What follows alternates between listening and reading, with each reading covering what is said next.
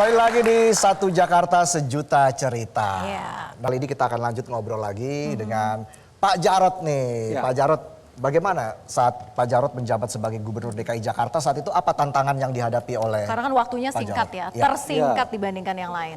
Saya ini jadi gubernur itu karena ada kecelakaan. Tanda kutip. Ada kecelakaan. Dikasih pekerjaan oleh Pak Ahok, ya perintah bahwa apa yang sudah kita programkan, Mas Jarod harus selesaikan. Sehingga Jadi kita ini selesai. tuh Pak Jarod merasanya limpahan berkah atau limpahan musibah? Campur aduk. Karena apa? Bukan berkah sebetulnya ya, tapi musibah atas. Nah, ya bagi saya musibah karena tadi situasi yang anomali, yang sebetulnya tidak kita duga bahwa Pak Ahok divonis langsung masuk penjara. Bukan penjara, kuliah. Kuliah S2 ya? Iya, S2. 2 tahun. 2 tahun. Bahwa ini harus selesai gitu. Perintahnya di ruang kuliah itu. Jadi Kuliah sering itu. ke ruang kuliah dulu ya? Ya, sering ke ruang kuliah. Karena apa? Karena tadi kita cuma melanjutkan dan menutup apa yang sudah dikerjakan, diletakkan oleh Bang Yos ya. Pak Foke, kemudian Pak Ahok, kita yang selesaikan. Meskipun ada yang Pak Ahok, saya harus sampaikan ada satu yang belum selesai, yang seharusnya kita selesaikan tapi nggak ngejar. Itu revitalisasi lapangan banteng. Nah, waktu itu kejar-kejar harus selesai masih di lapangan banteng itu ya. Nah, Nggak apa-apa, toh akhirnya diresmikan juga. Nah, resmikan juga akhirnya ya. Yang penting jadilah. Ya, yang penting jadi. Karena nggak nutut waktunya, tapi yang lain beres semua. Termasuk berapa ratus RPTRA itu harus selesai. Termasuk itu simpang susun semanggi itu. Nah, ini kan tetap monitor. Bang Yos melihat DKI Jakarta saat ini bagaimana Bang Yos? Sekarang ini? Sekarang ini ya. Ya tentu ya,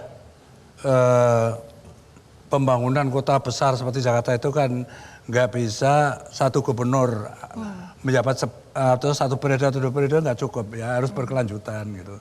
Dan saya melihat misalnya transportasi kan, saya akan menyelesaikan 7 koridor ya, beroperasi, 3 saya bangun infrastruktur, teruskan Foke, terus sampai ke tingkat Ahok juga bikin LRT segala macam itu kan ya. Jadi memang harus, dan sampai sekarang ini belum selesai jaringan itu, harus dilanjutkan gitu. Jadi kan pelajaran lagi untuk anak-anak muda ini kalau jabat, jangan pengen bikin yang baru aja gitu kan, kamu melanjutkan program yang strategis yang harus dilanjutkan gitu kan.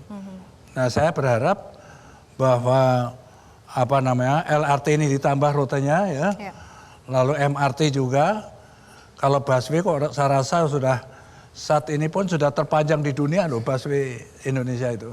Tapi Bang Yos, kita tahu kan juga masyarakat banyak yang mengeluh ya Bang Yos. Kok jalur busway bisa diserobot atau dilalui oleh mobil pejabat misalnya seperti itu. Ada hal-hal seperti itu gimana Bang Yos melihatnya? Diserobot apanya itu? Misalnya masuk ke busway. Ke jalur busway? Ke jalur busway. Masuk, ya kan dari tulisannya khusus busway. Gitu Kalau kan. pejabat yang masuk? Tiba-tiba Wapres masuk. Kan pernah dulu kan? Wapres Nggak ikut-ikut ya Bang Yos? Almarhum Hamzah Has itu kan. Iya. Lah aku ditanya kan jawaban saya, memang itu untuk busway bukan untuk lain. Jadi Wapres juga nggak boleh, gubernur juga nggak boleh gitu. Tapi kita pengen dengar nih ya komentar dari warga terkait dengan busway itu seperti apa sih sudah pelayanannya sampai dengan saat ini. Kita simak berikut.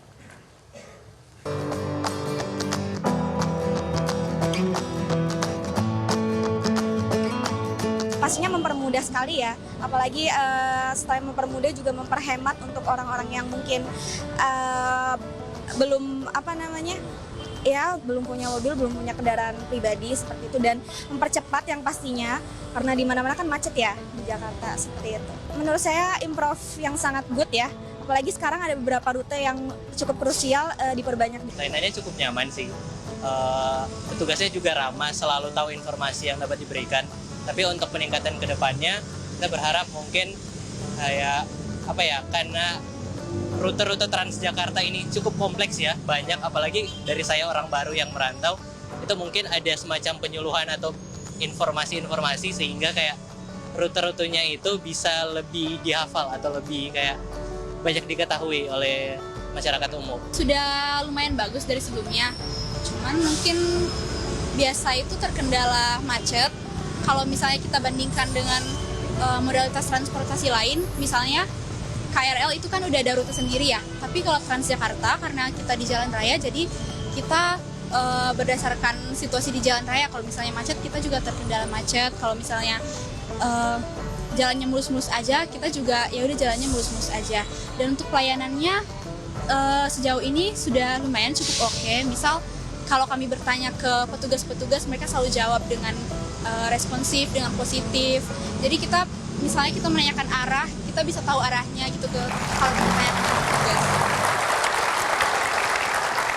Iya, itulah tadi ternyata. pendapat dari masyarakat ya. Mungkin saya langsung ke Pak Ahok. Pak Ahok, kalau misalnya ditanya apa sih masukan Pak Ahok agar Transjakarta ini bisa lebih baik lagi ke depan, seperti apa masukan dari Pak Ahok? Iya, sebetulnya sekarang udah cukup baik ya. Kalau zamannya saya tuh kita bikin tuh jalan layang ke apa tuh Ciledug segala macam kita putuskan. Ya kita pengen persimpangan-persimpangan itu diusahakan nggak ketemu. Kita bikin bawa kayak kereta api juga kan.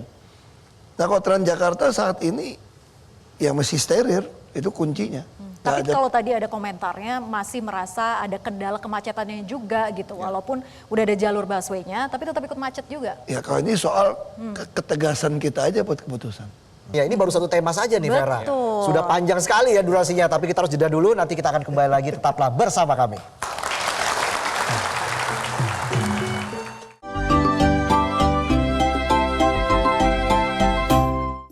Jelajahi cara baru mendapatkan informasi. Download Metro TV Extend sekarang.